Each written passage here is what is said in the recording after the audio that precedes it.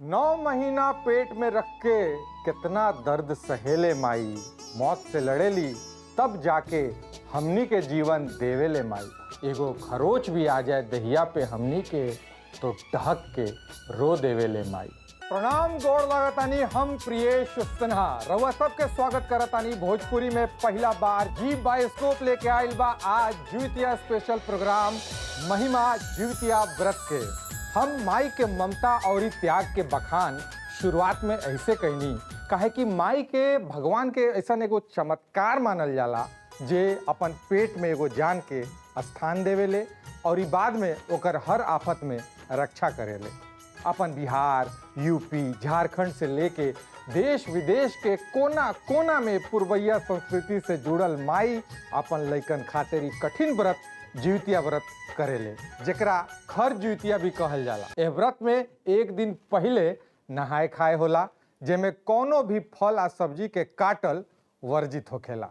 फिर अगला 24 घंटा बिना अन्न पानी के व्रत रखल जाला ताकि जिमुत वाहन महाराज के कृपा बचवन लइकन पर हरदम बनल रहे और हरदम निरोग आ सुरक्षित रहसन। माई इतना बड़न त्याग करेली, ओकरा पीछे एगो पौराणिक कहानी बा। कहानी सतयुग काल के। गंधर्व के राजा बूढ़ हो गए रहले, उ वानप्रस्थ आश्रम में जाए खातिर अपन राजपाट छोड़ दिए और ई गद्दी पर अपन बेटा जिमुत वाहन के बैठा देले। बाकी राजकुमार जिमुत वाहन के राजपाट संभारे में तनको मन ना लागे। उनकर अपन पिता से बड़ा लगाव रहे, यही से बार बार पिता के सेवा करे खातिर जंगल में जाए के उ मन बनावत रहे। यही सोच विचार में कई महीना निकल गई। एक दिन उ फैसला कर ही ले अपना विश्वासी मंत्री और अपन भाई लोग के बुलैले आ सभा में राजकाज के काम बांट के अपन पिता से मिले जंगल की ओर निकल गईले। उ बनवासी के भेष में एक जंगल में रहे लगले। जंगले में उनकर एगो सुंदर सुकांत बनवासी कन्या मलयवती से भेंट भई, जिनकरा से जिमुत वाहन बियाह कर लेले। तो एक दिन के बात है, जंगल में घूमत घूमत उनकर भेंट एगो महिला से भई।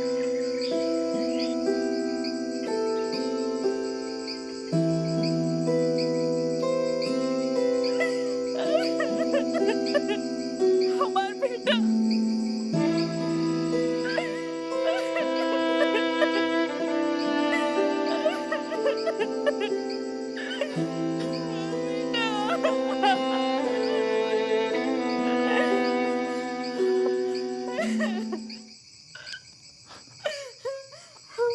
का भइल माता जी? काहे रउआ रोवतानी? बताई माता जी कि आखिर काहे रोवतानी रउआ? देखिए, हमार नाम जिमुत वाहन है और हमरा मदद कर सकिले माता जी, काहे कि इस जंगल के बगल में ही हमार राजधानी बा। बस रउआ बताई कि रउआ का तकलीफ बा, हम सब ठीक कर दें। बेटा, हमार समस्या के समाधान करे कोनो राजा महाराजा के बस की बात नहीं की। ठीक बा माता जी, राजा महाराजा के बस के बात नहीं खे, लेकिन ये एगो बेटा के बस के बात बानू। हाँ, पहले रउआ उठी था और आज तो रउआ हमरा के बेटा भी मान लेनी।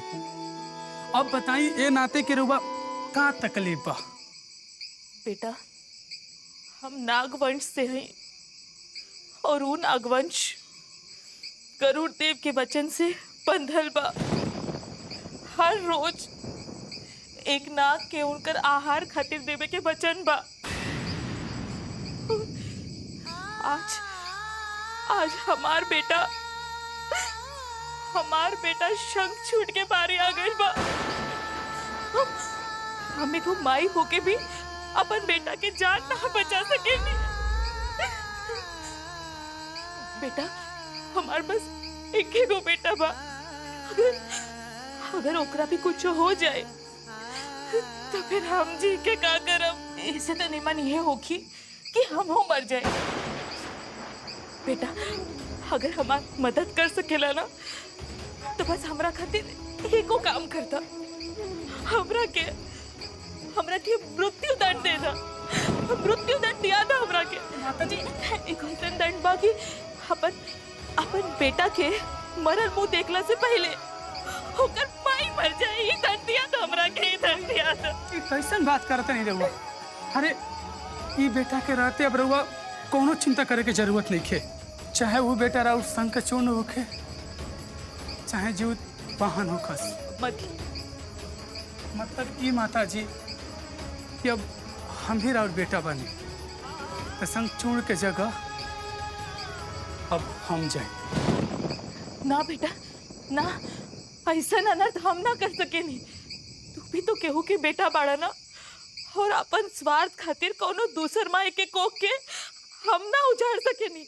ही पाप हमरा से ना हुई बेटा, ऐसा करे के कोनो जरूरत नहीं के। माता जी हमने के ढेर भाई बानी जा, और एगो बेटा एगो माई के गोद सुन होके से अगर बचा ली ना तो हमार माई बहुत खुश हुई, और उनका कि हमारा ऊपर गर्व भी हुई। हाँ माता जी। लेकिन बेटा माता जी अगर रउआ हमरा के बेटा माने लेना तो प्रश्न ही काहे करतनी इतना। हाँ देखी, रउआ निश्चिंत से घरे जाई और संग चूर्ण के ध्यान रखी, और हमार बिल्कुल रउआ चिंता मत करो। बस रउआ बेतना बता दी कि गरुड़ देव कहाँ आवे।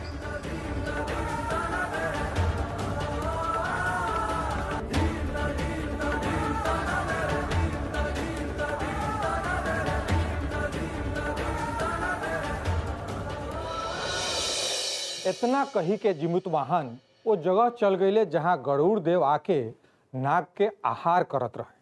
वहाँ खुदे एगो चादर ओढ़ के वो जगह पर वो लेट गई।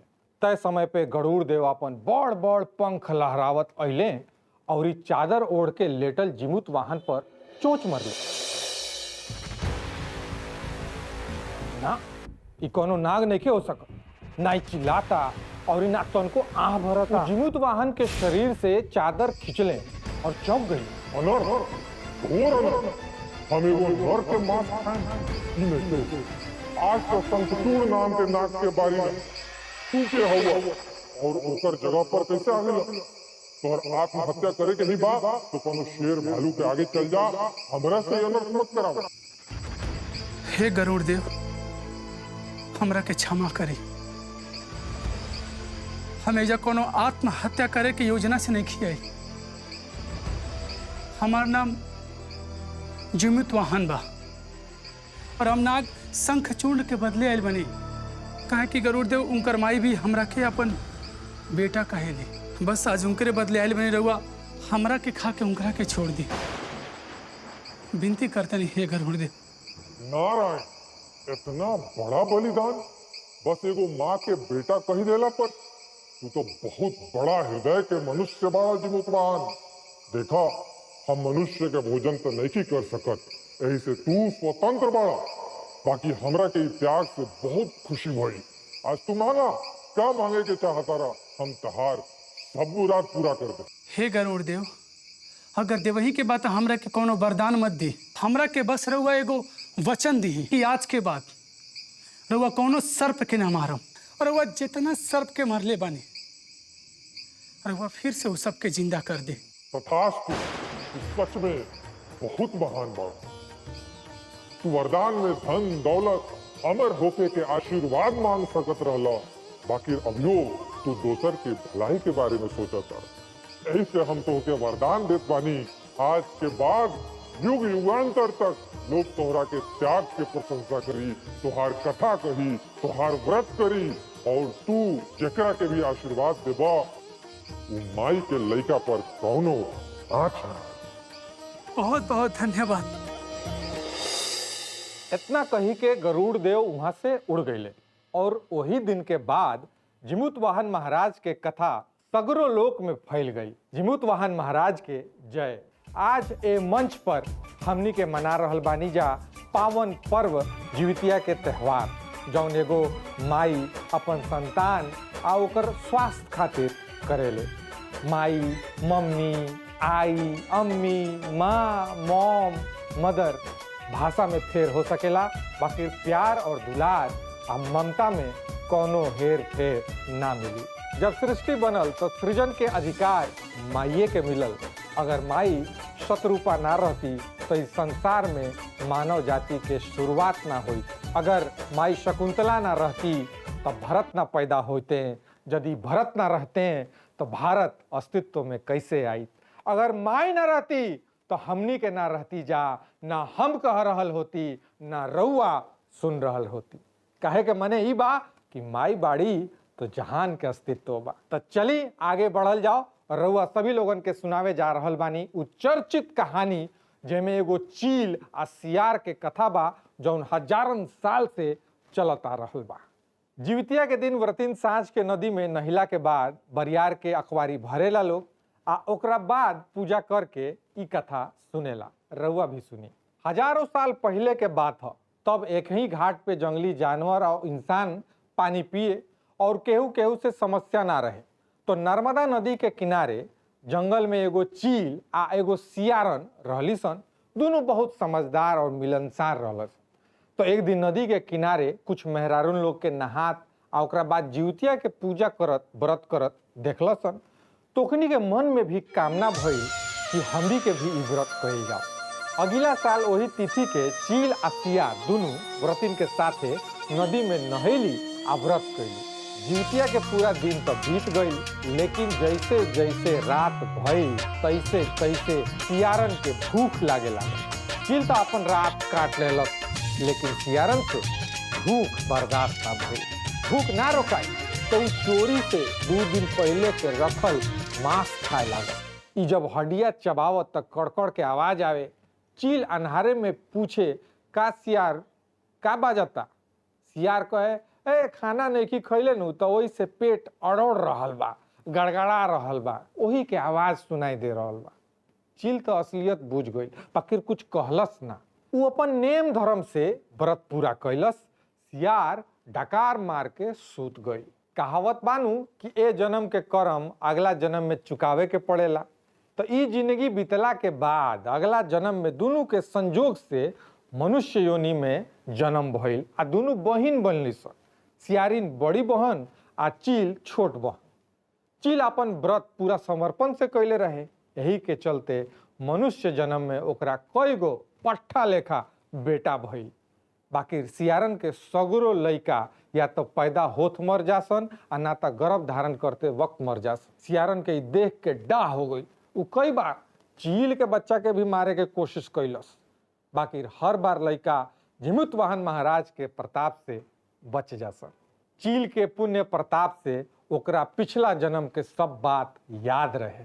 वो आखिरकार सियारन के बता दिलस कि ते चुपके से मांस खा के अपन व्रत तोड़ देले रहले, यही से तोरा साथ ऐसन हो रहल बा। चील के बतावल तरीका से ऊ जीवितिया के व्रत कैलस आ मनुष्य के जन्म में अपन गलती के सुधरलक आ जिमुतवाहन महाराज के कृपा से अगला साल बेटा भइल, जौन बड़ा होके एगो प्रतापी विद्वान भी बनल और सियारन के खूब सेवा कैलक। साच कहल बा, माई के आशीर्वाद बचपन पर रहे तो जिंदगी में कौनो धूप छाँव हरानी परेशानी ओकर रुआ भी नइखे डोला सकल। गर्भ धारण कैला से लेके अपन आखिरी सांस तक बचपन के सामने ऊ एगो ढाल बन के खड़ा रहेले। ओकर हर खतरा से बचाव करेला दीवार बन के खड़ा रहेले।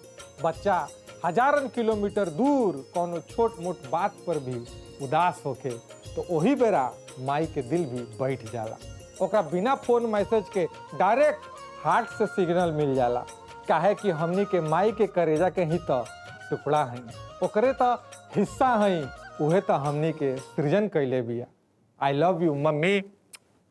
वो हमके माई के दीवार बन के हर बाधा से लड़े वाला बात पर एगो कहानी सुनैली है आ कहली है कि अपन दर्शकन के भी सुनाता।